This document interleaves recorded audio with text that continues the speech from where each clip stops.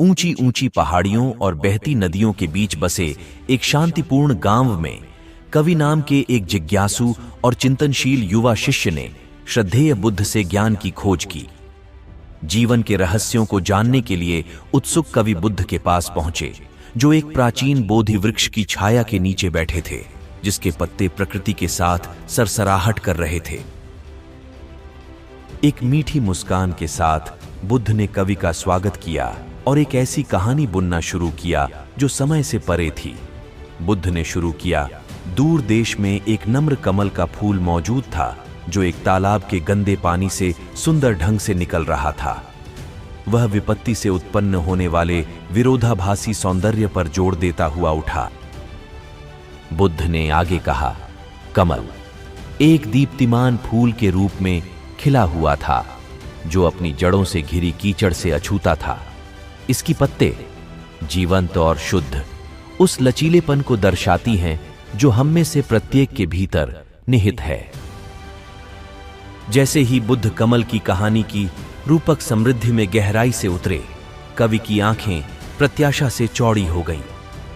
बुद्ध ने समझाया कि जीवन कमल को पालने में रखने वाले गंदे पानी की तरह हमारे लिए चुनौतियां और कठिनाइयां प्रस्तुत करता है। हालांकि इन चुनौतियों के प्रति हमारी प्रतिक्रिया ही हमारी वृद्धि को निर्धारित करती है।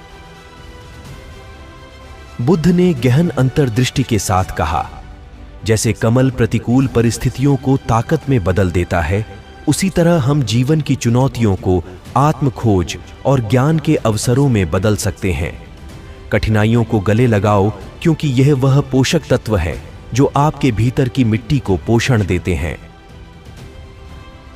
कवि ने बुद्ध के शब्दों से मोहित होकर गहन शिक्षाओं को आत्मसात कर लिया। बुद्ध ने उनसे चुनौतियों को बाधाओं के रूप में नहीं, बल्कि आत्म प्राप्ति के मार्ग पर सीढ़ी के रूप में देखने का आग्रह किया। बुद्ध ने प्रोत्साहित किया, जिस प्रकार कमल कीचड़ से ऊपर उठता है, उसी प्रकार आप भी जीवन की कठिनाइयों से ऊपर उठ सकते हैं और अपनी वास्तविक क्षमता में खिल सकते हैं।